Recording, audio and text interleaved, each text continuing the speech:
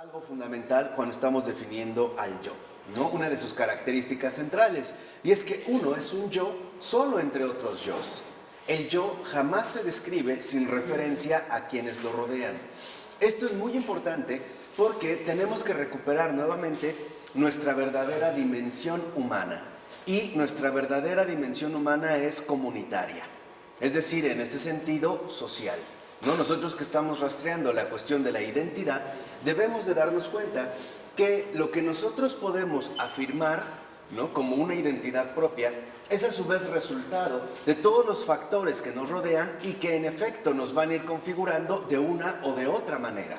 O sea, nuestra identidad, y eso es algo fundamental de entender, es referencial. ¿Esto qué significa?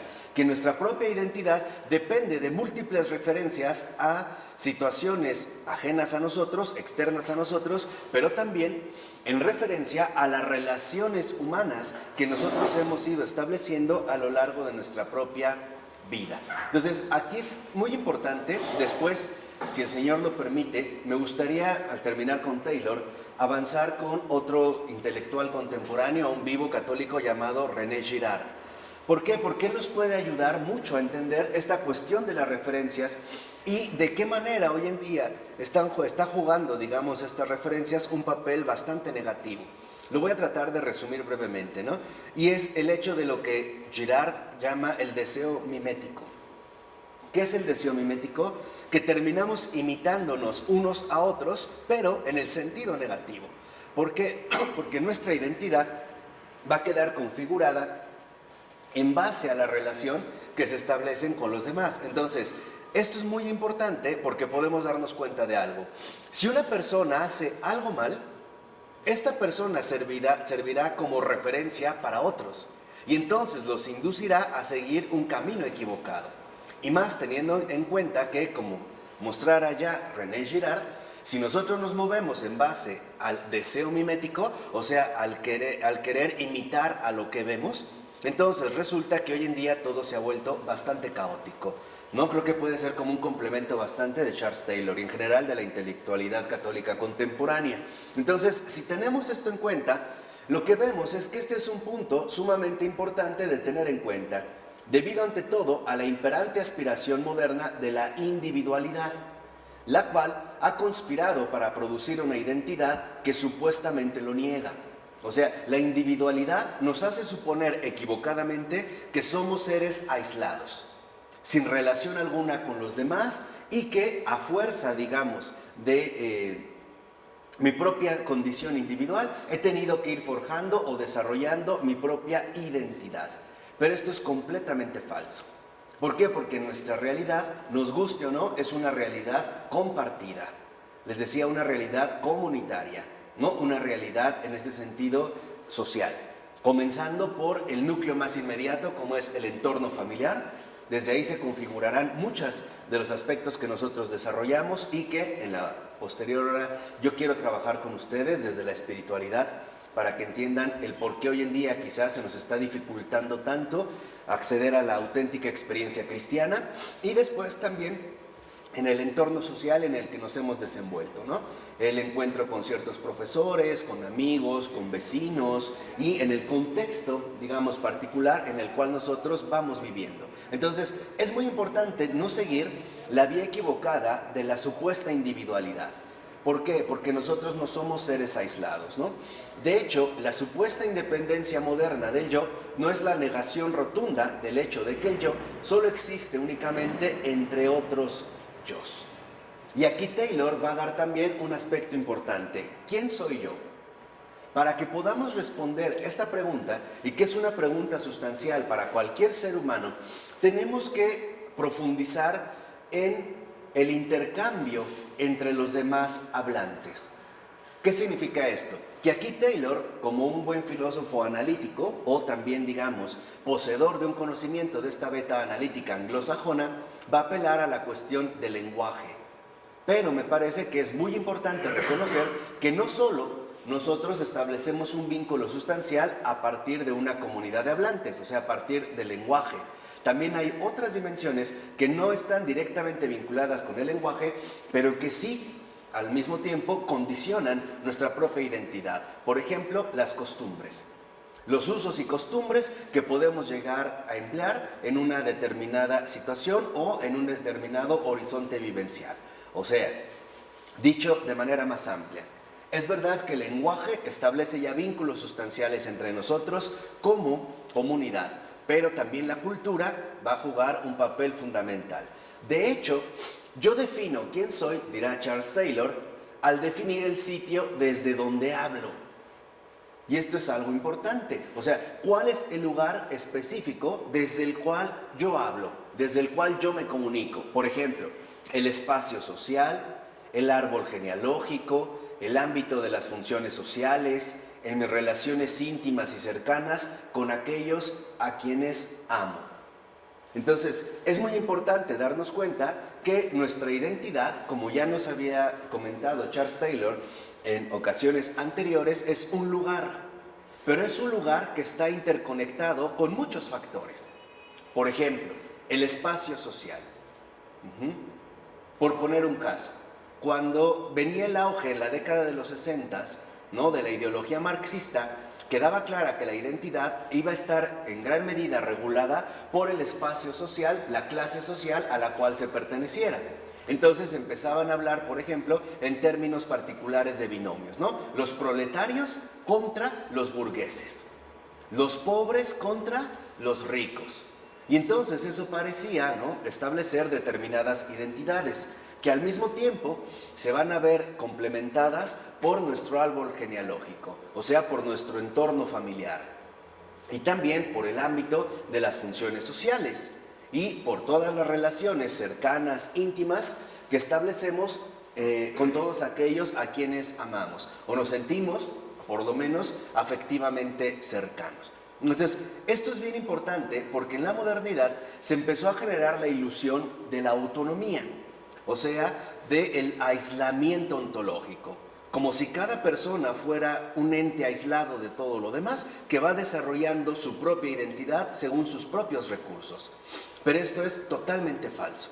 De hecho, el empeño de estos cursos en los que nos está ayudando Charles Taylor, nos ayudará René Girard, nos ayudará el padre Thomas Keating, ¿no?, Pavel Florensky, todo lo que estamos ofreciendo es sacar al individuo de su aislamiento y al mismo tiempo promover una crítica profunda de nuestra realidad cultural, que es esta realidad cultural en general la que no permite en estos tiempos acceder a la auténtica experiencia cristiana.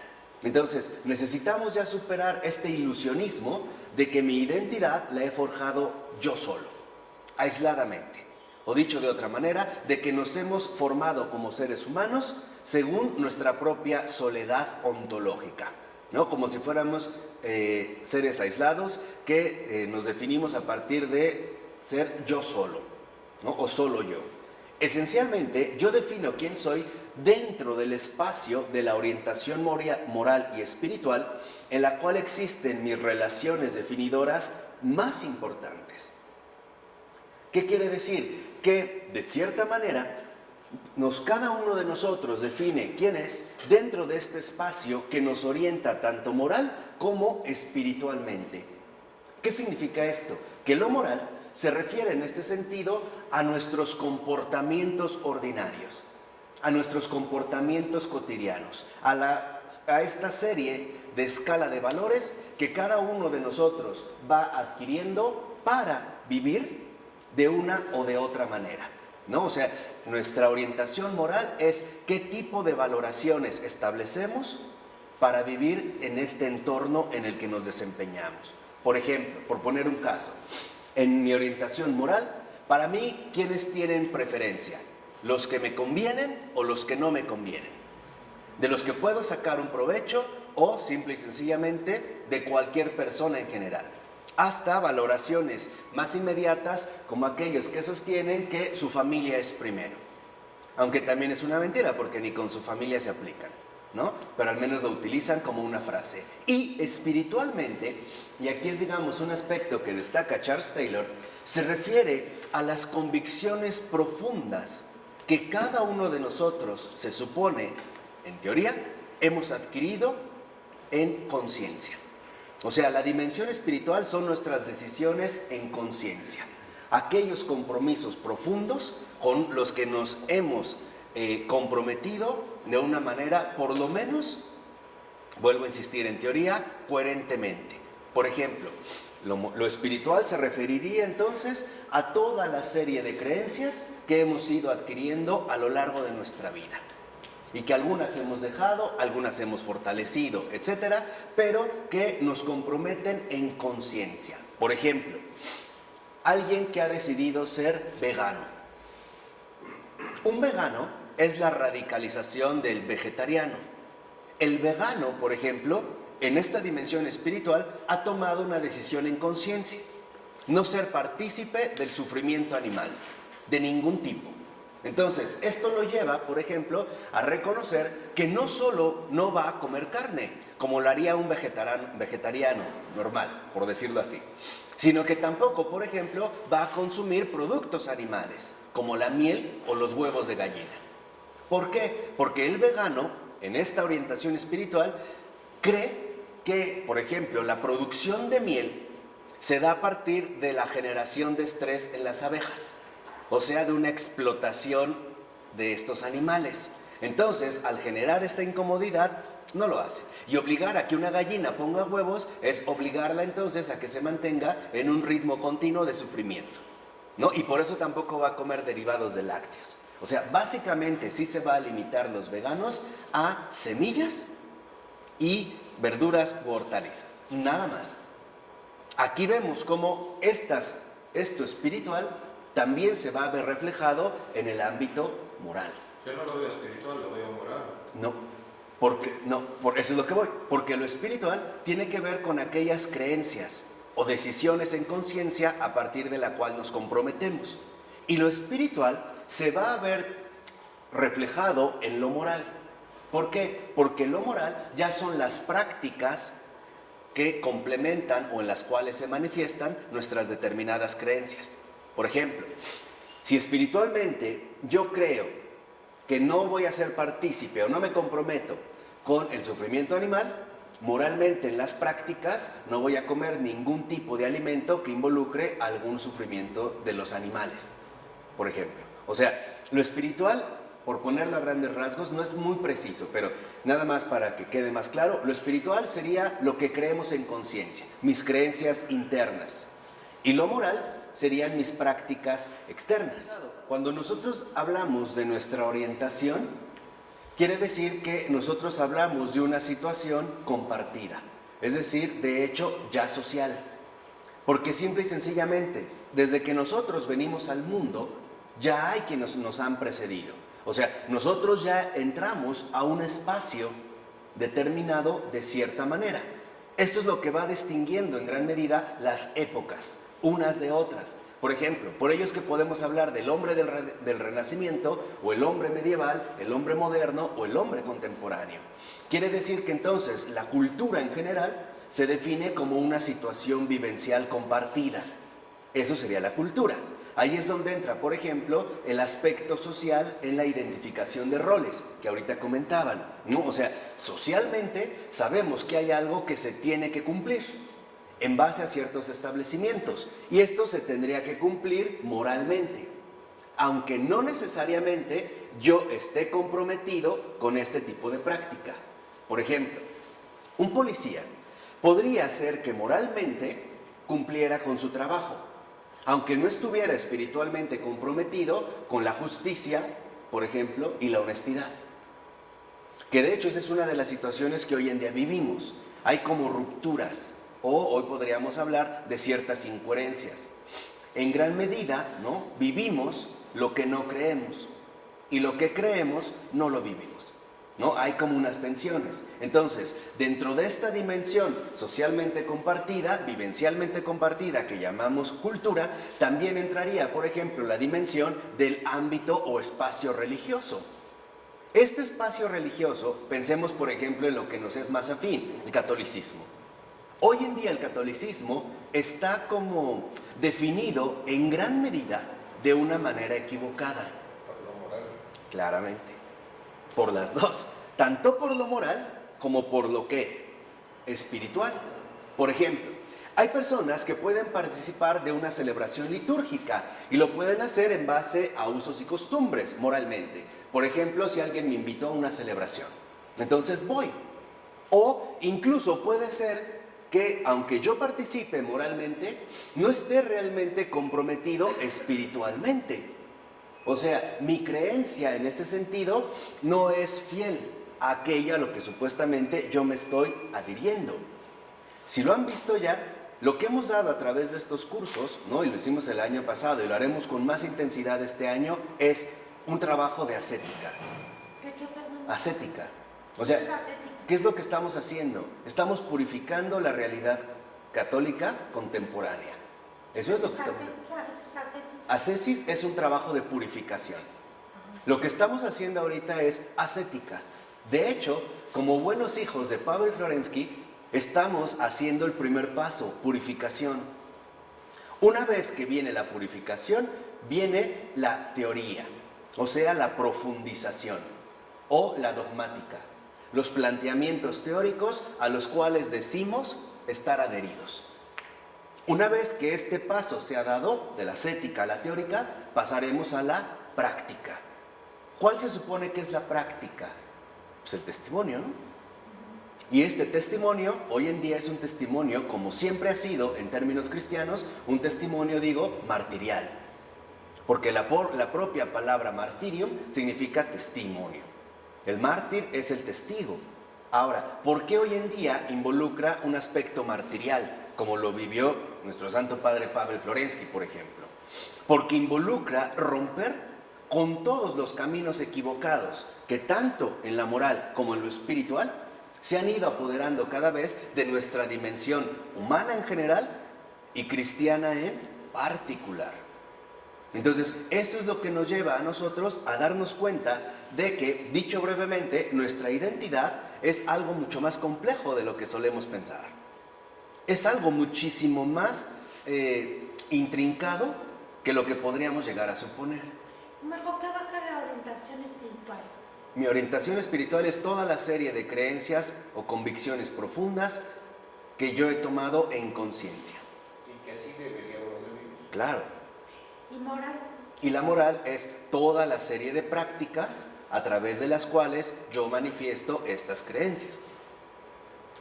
¿No? O sea, en lo espiritual nosotros estaríamos hablando o estaríamos haciendo referencia a la dimensión profunda de nuestra realidad humana. La moral ya se reflejaría en esa dimensión práctica o externa en la cual manifestamos nosotros estas creencias. Entonces, es muy importante darnos cuenta de ello porque, por ejemplo, si han venido siguiendo estos cursos, como yo espero que sí, verán que cuando yo me hago la pregunta, ¿por qué soy así?, tengo que darme cuenta de muchísimos factores. Por ejemplo, hoy en día tendemos a vivir de una manera bastante limitada, por ejemplo. ¿Por qué soy así? Por mis padres. Pues no solo son los padres los que tienen que ver en mi identidad. Tiene que ver el círculo de amigos, el ámbito social en el que me desarrollé, la influencia de vecinos, la influencia de la cultura, la situación social del país en el que estoy, la influencia ideológica de las corrientes dominantes y en general tenemos que darnos cuenta de las fuerzas operativas, las fuerzas espirituales que hoy en día, por ejemplo, están presentes en el mundo contemporáneo. O sea, tenemos que tener discernimiento, porque estas fuerzas, las veamos o no, son operativas, que era con los cursos cuando yo les hablaba de estas filtraciones, ¿no? O sea, ¿qué tanto nosotros hemos heredado a partir de estas fuerzas operativas que también tienen serias repercusiones en el desarrollo de nuestra propia vida? ¿Vale? Por ejemplo, muchos crecieron a lo largo de la mitad del siglo XX en adelante con la idea de que Dios era algo así como un vigilante cruel. O sea, si haces esto, Dios te va a castigar. ¿Esa es una creencia espiritual? No, esa es una suposición, pero que al internalizarla se vuelve creencia. ¿Me explico? Estoy poniendo un caso, lo veremos en el otro curso que es mucho más intensivo en este respecto, pero a mí me hicieron ver que si, por ejemplo, mi mamá me dijo, mira, Si tú agarras una de estas galletas, Dios, que lo ve todo, te va a castigar. Esto va a pasar a formar parte de mi herencia interior. O sea, ahí se ve que somos seres compartidos. Entonces yo voy a internalizar la postura de mi madre. ¿Qué quiere decir que la voy a internalizar? La voy a espiritualizar. La voy ahora a entrar a formar parte del conjunto de creencias con los que yo voy creciendo. ¿Estamos? Obviamente, al tener estas bases establecidas, tan profundamente arraigadas, cuando alguien me empieza a hablar, por ejemplo, de que Dios es bueno o misericordioso, esta postura entra en choque con mi internalización previa, o sea, con lo que yo empecé a vivir a partir de lo que me transmitieron. ¿Vamos bien? Entonces, esto a mí me va a provocar serios problemas al momento de establecer una adecuada relación con el Dios vivo y verdadero. ¿Por qué? Porque en lugar de desarrollar una postura de confianza, voy a desarrollar una postura de miedo. Y entonces Dios se va a ir convirtiendo en mí en un déspota, ¿no? Que lo único que hace es lastimar a la gente y buscar el menor pretexto para poder castigarla. ¿Me explico? Entonces, este tipo de situaciones crean lo que podríamos llamar estructuras de vida. Y hay de estructuras a estructuras, que es lo que yo les voy a explicar en la hora siguiente. Estas estructuras pueden ser básicamente superficiales, intermedias o profundas. Estas estructuras profundas se van al subconsciente. Ya no es algo con lo que nosotros, digamos, actuamos de manera consciente. Están en el subconsciente. Están tan arraigadas que de hecho forman esquemas que determinan nuestro modo de pensar, nuestro modo de sentir y por lo tanto nuestro modo de vivir. Cuando estas estructuras no son realmente ordenadas, hagamos lo que hagamos, las cosas profundamente siguen ¿qué? Igual. Y entonces no tenemos una experiencia auténticamente cristiana. Y eso es lo que queremos nosotros promover. Entonces, si esto se va dando así, lo que vemos es que en efecto aparecen situaciones muy particulares donde tenemos que recordar nuevamente que somos seres sumamente complejos y que esta complejidad nos indica tanto una dimensión profunda a lo exterior, la situación social o cultural en general en la que vivo, pero también me obliga a profundizar en mi propia realidad personal. O sea, ir hasta lo más interior de mí mismo, ¿no? Acceder a aquellas cavernas subterráneas que han quedado como clausuradas desde mis primeros inicios de vida. Pero que esto se sigue manifestando en mis comportamientos ordinarios, especialmente a través de un factor al que me parece hoy en día cada vez se le suele poner mayor atención: las emociones.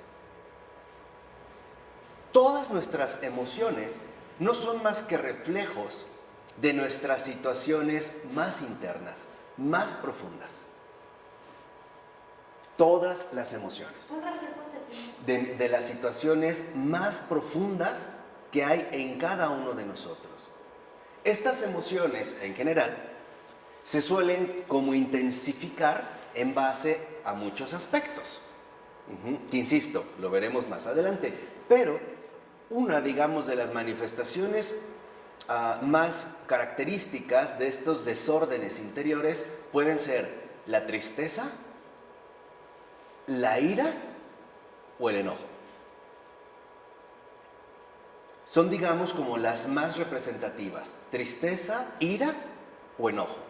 La diferencia entre la ira y el enojo es que con la ira perdemos la cabeza, ¿no? Literalmente pierdo la cabeza. El enojo lo que hace también es no permitirme que yo mantenga una serenidad razonable. Altera profundamente mi razón.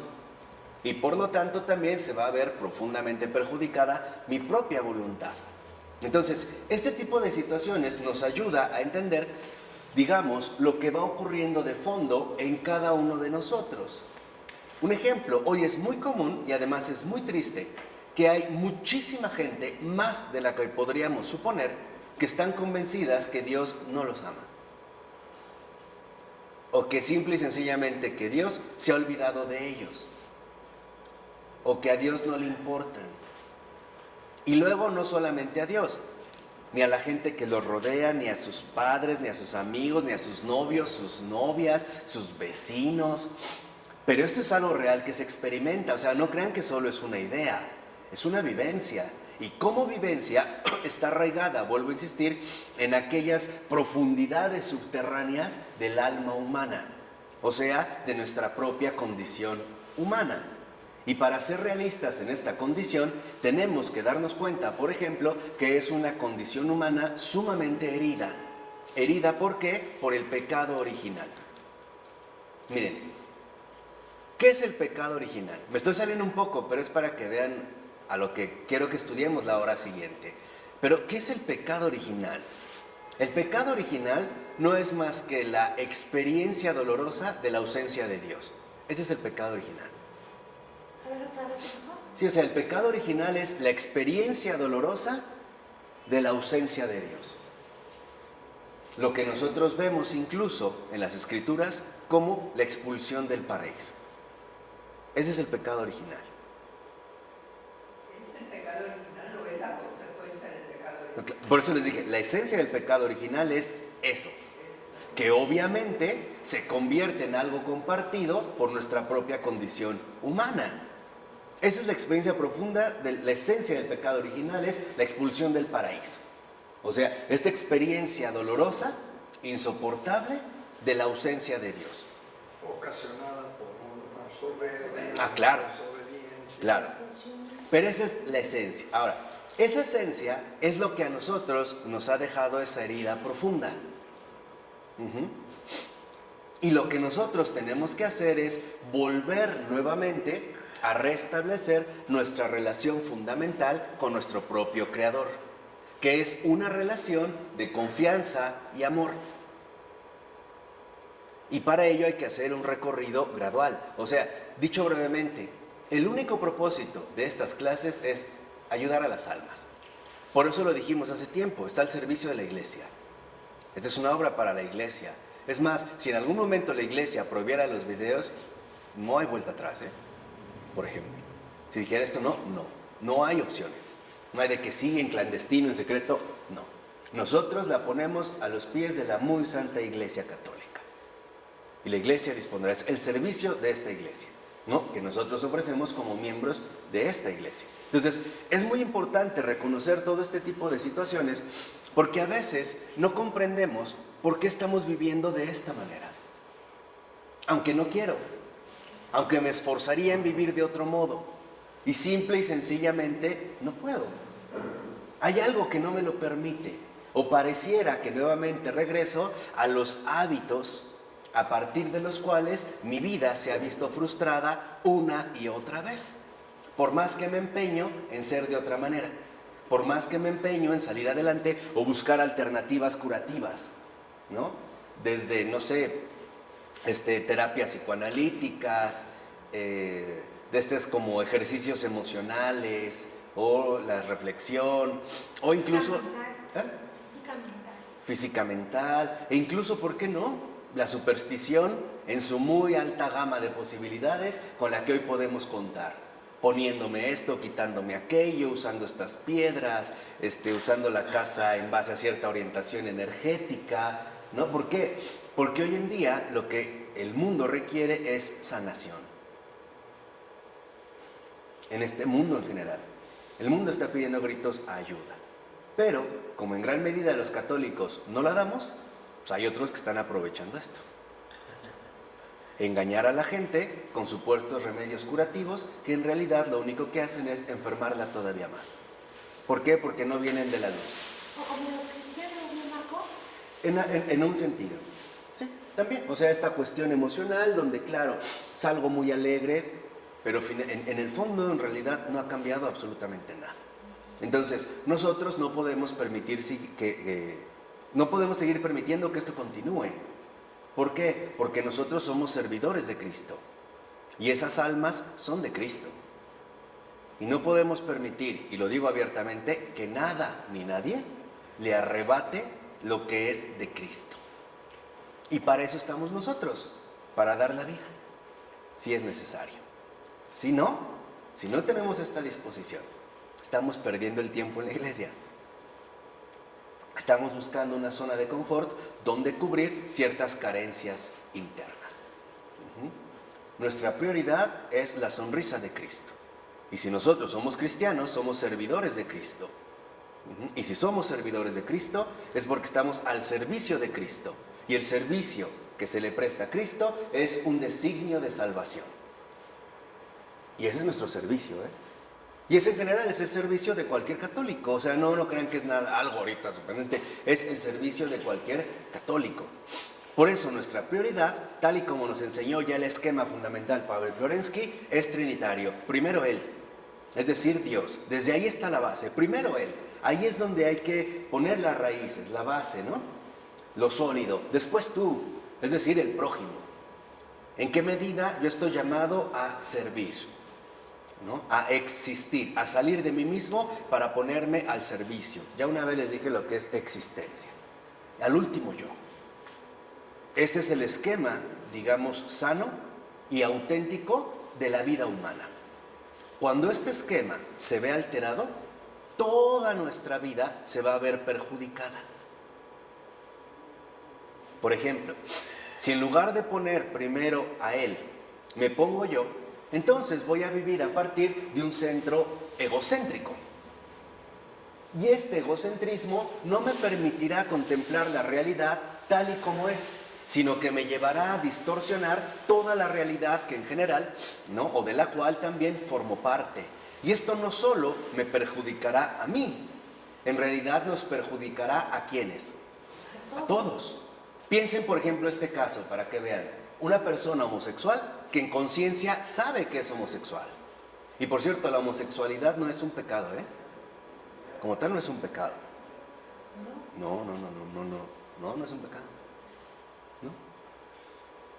La manera en la que se vive es lo que puede dar ocasión al pecado. La manera en la cual se va a ordenar la existencia misma. Ordenar. Entonces, eso no es pecado, pero supongamos que alguien en conciencia sabe que es homosexual. Pero para tapar las apariencias se casa con una mujer. Y después de unos años, teniendo hijos, la esposa descubre que en efecto es homosexual. Imagínense el daño para la esposa. ¿Y los hijos?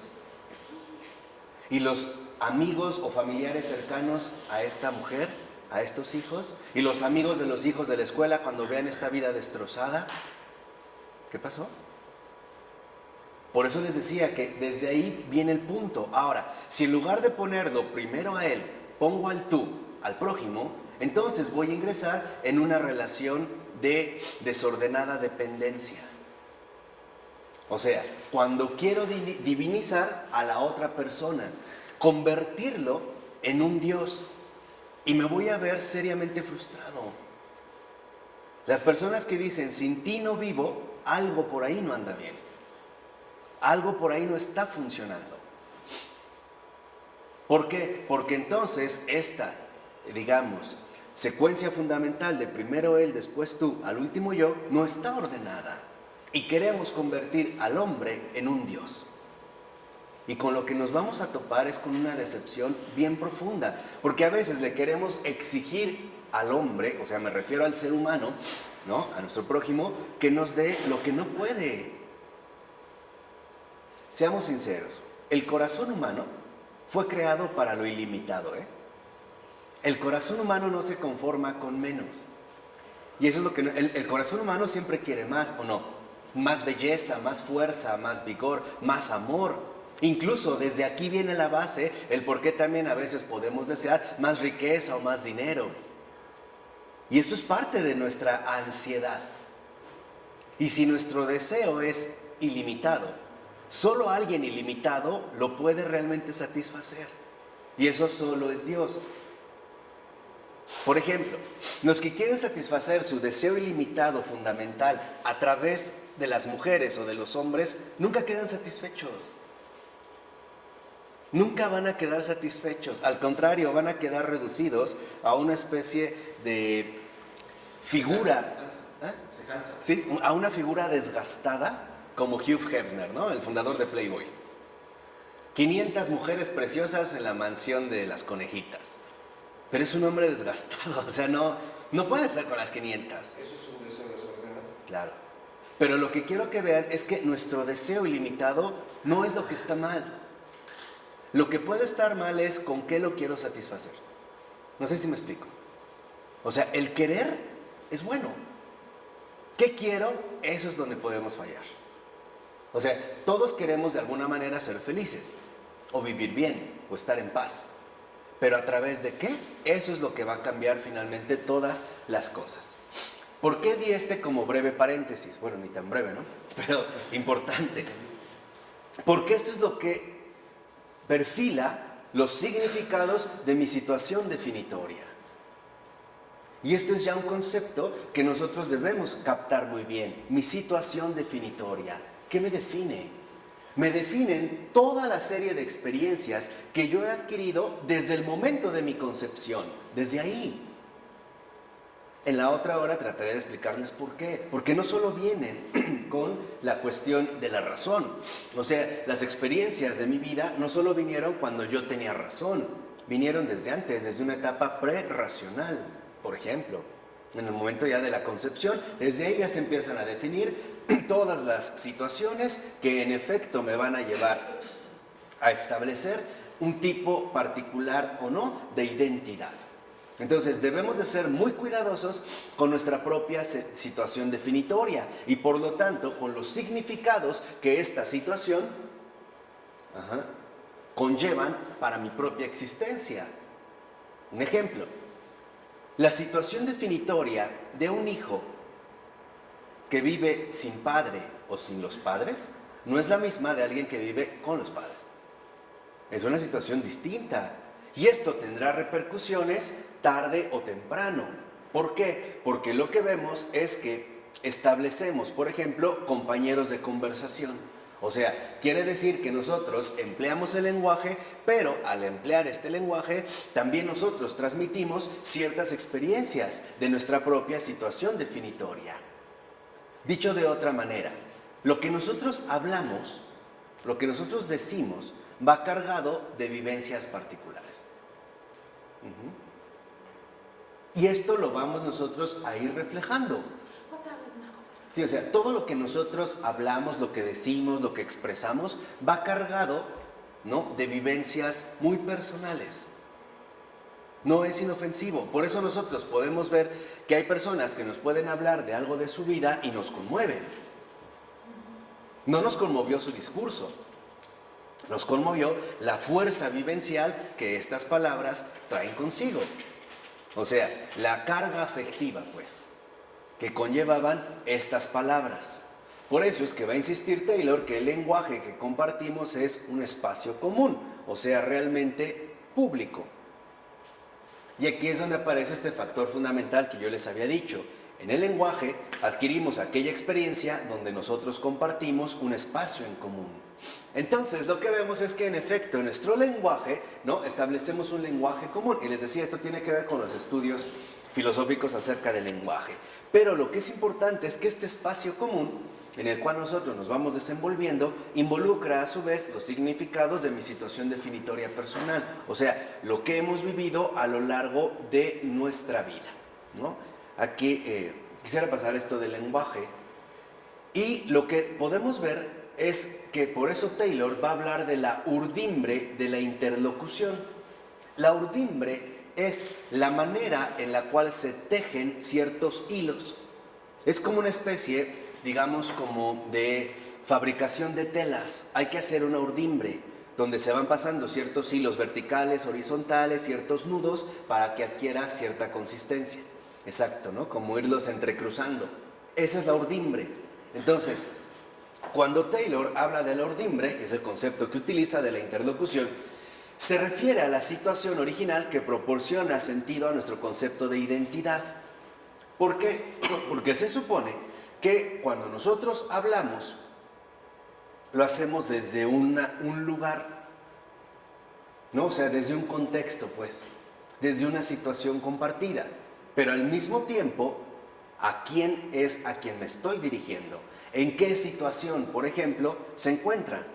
Esto nos lleva a ser, por ejemplo, mucho más comprensible el por qué hay personas que no pueden entender vivencias católicas o vivencias espirituales en general.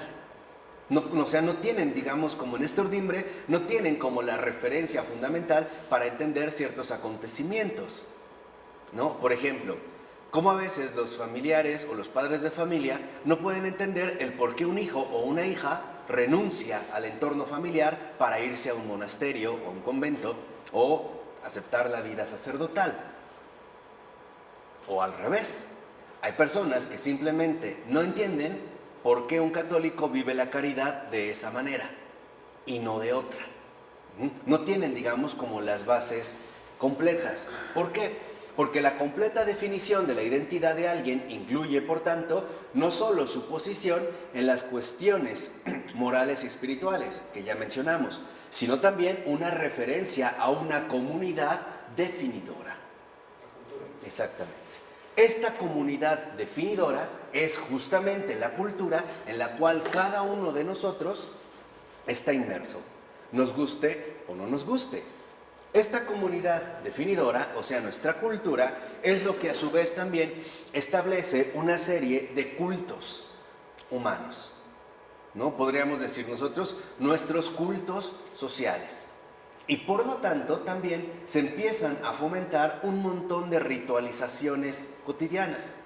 También nosotros hemos aprendido, por ejemplo, hoy en día, ciertos rituales característicos de esta comunidad definidora. Mencionemos 3 ejemplos. El primero, dentro de estos rituales prevalece el siguiente. ¿Quién merece un mejor trato? ¿Alguien que va bien vestido? Cuando decimos bien vestido hablamos de ropa de marca.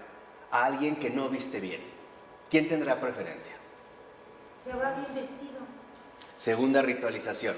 Si yo llego a un restaurante a pie y alguien llega en un Porsche, El porche. de antemano, ¿quién jala la atención? Ya estás frito. Ya, exacto. Pero esto es parte de nuestras ritualizaciones.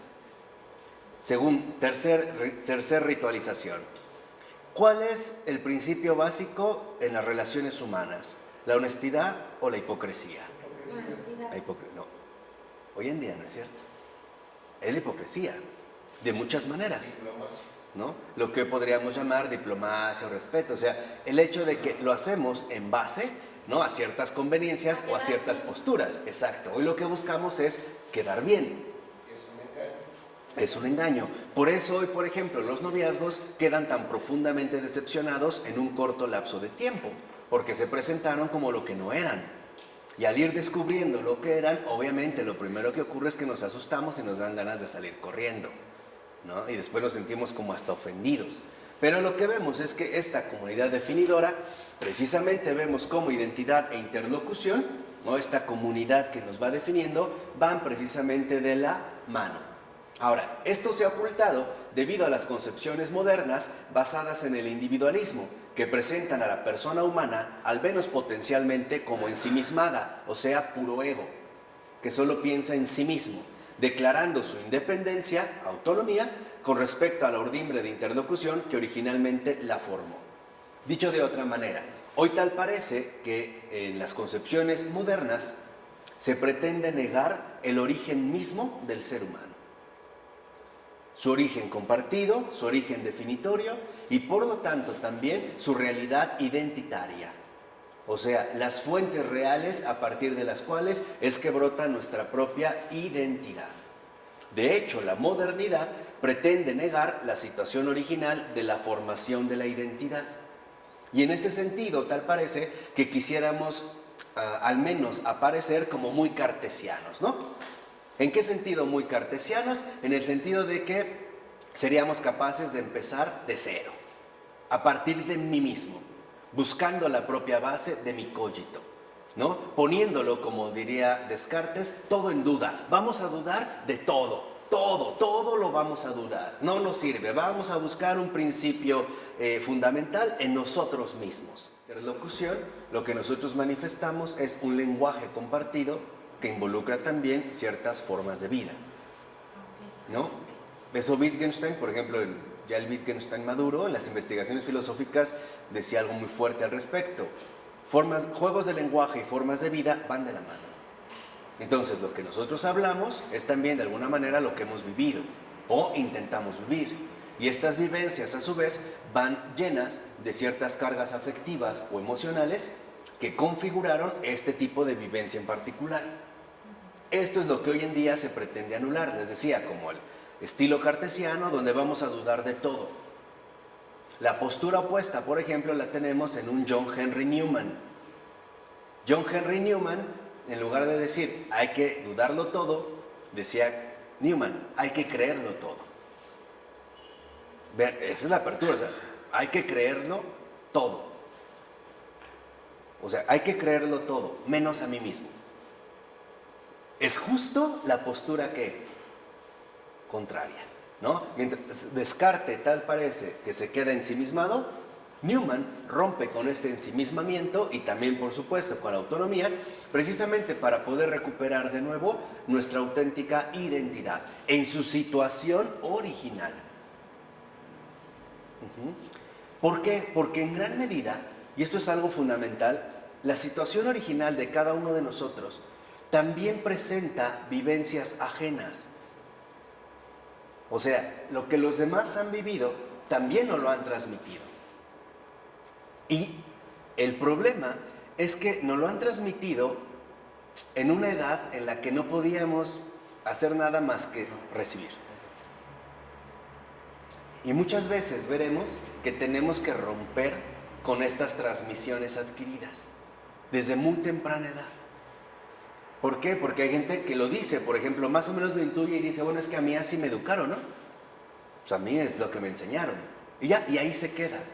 Pero al quedarnos ahí instalados, lo que vemos es que no podemos después entender bien lo que está sucediendo. Porque al mismo tiempo, lo que a mí me han transmitido es lo mismo que yo voy a ¿qué? A transmitir. Y ahí es donde viene, a mi entender, la erosión cultural, que es lo que hoy vivimos. Por eso les hablaba del deseo mimético de Girard. O sea, nosotros somos imitadores de lo que los demás hacen. Exactamente. Pero no solo eso, también somos promotores para otros. O sea, nosotros hacemos lo que los demás hacen, esté bien o mal. Y al hacerlo, promovemos que los demás, los jóvenes, nuestros hijos, la gente que nos rodea, también siga esta misma ¿qué? Secuencia, ¿no? Entonces, dice Taylor, la condición humana, sin embargo, la noción moderna del individuo no puede saltarse en la condición humana real. Y eso es en lo que hoy en día nosotros debemos profundizar, en la condición humana real, o sea, en lo que somos. Por eso es que también nos hemos dedicado ya bastante tiempo a hacer estudios profundizados en ontología y en metafísica, en la condición humana real. ¿Por qué? Porque a partir de esta condición humana real es que nosotros podremos asimilar bien o no el gran don cristiano, o sea, la gracia santificante. De esto depende. Entonces, lo primero que tenemos que reconocer nuevamente es la condición humana real. O sea, lo que realmente somos, en qué situaciones vivimos. Por eso les decía que hoy es fundamental que no solo hablemos de la condición humana real, sino del mundo en el cual esta condición humana real está viviendo en estos tiempos. Y eso es también un precepto que el Señor nos dijo, estad atentos, ¿no?, con los signos de los tiempos. O sea, ¿qué es lo que se está viviendo hoy en día? En general, les decía, con estas fuerzas operativas que se han puesto en marcha. Y el primer rasgo que podemos destacar es el siguiente: los demás me sitúan a mí y no yo a ellos. ¿Qué quiere decir esto? Que los demás, mi familia, mi entorno familiar, mis amigos, mis familiares, la gente cercana, son los que me situaron a mí. Son los que en primer lugar vamos a decirlo así, me dieron los elementos primarios para ir desarrollando mi propia identidad. Fueron ellos. Claro, son los que, digamos, me dieron los elementos para yo ir formando más o menos una primeriza identidad, pero son bases. Puede ser que con el desarrollo de mi vida algo se fue mejorando o puliendo, pero en el fondo cada uno de nosotros tenemos estas estructuras arraigadas que pueden ser, no necesariamente tienen que ser traumáticas, ¿eh? No es este el punto. El punto es, ¿qué tanto vienen de la verdad? No, 1%. Los demás erróneos. Ese es el esencial. ¿Por qué? Porque hoy me parece que ya nos puede quedar claro que en efecto lo que más nos está perjudicando es que nuestra situación original, o mejor dicho, en síntesis, en nuestra situación original actual, lo que predomina es el error y no la verdad. Y por lo tanto, lo que nos domina cada vez más son las tinieblas y no la luz. Cuando nosotros hemos sido llamados a ser seres de luz, ¿no? Y el Señor nos lo dijo, ustedes son la luz del mundo. Y por lo tanto, tenemos que indagar a fondo en nuestra situación original, teniendo en cuenta cómo esta situación hoy en día tiene que ser redirigida, reorientada. ¿Hacia dónde tenemos que orientarnos? Hacia donde ya nos dirigieron los magos de Oriente. Hacia allá. Tenemos nuevamente que encontrar la estrella de Belén. Porque además, acuérdense, y con eso voy a terminar el día de hoy. Cuando los magos de Oriente volvieron, ¿no? Salieron de la casa de Herodes para buscar al niño, dice, y de repente volvieron a ver la estrella. Y se llenaron de inmensa alegría.